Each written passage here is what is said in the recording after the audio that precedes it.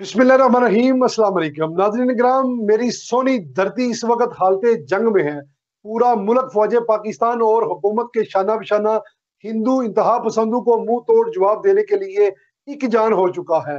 हर अफराद का दिल हुब्बे वतन से लबरेजा और मकार दुश्मन की चालू पर है। अगर अफसोस का मुकाम यह है कि ऐसे वक्त में भी कुछ ऐसे अनासर है जिन्हें ना मादरे वतन की परवाह है और ना ही उसकी मजलूम अवाम की।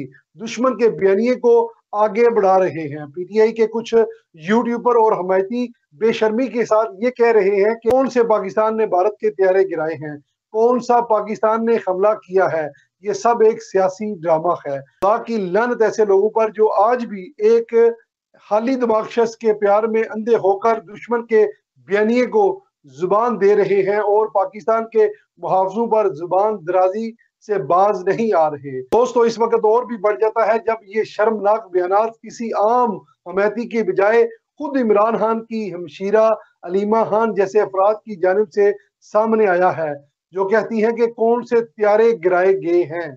ड्रोन्स तो हमारे शहरों के अंदर आ चुके हैं। ये सब कुछ नवाज शरीफ और मोदी की मिली भगत है। यकीनन जिनके दिलो दिमाग से हुब्बे वतन का जज्बा मिट चुका हो, उन्हें ना पाकिस्तान की सालमियत की फिक्र होती है ना ही कौम की। तमाम लोग एक बदबख्त खाली दिमाग शख्स की मोहब्बत में डूबे हुए हैं। इन लोगों को समझना चाहिए कि मुल्क से बढ़कर ना ही कोई लीडर है, ना ही कोई जमात है, ना ही कोई नजरिया है।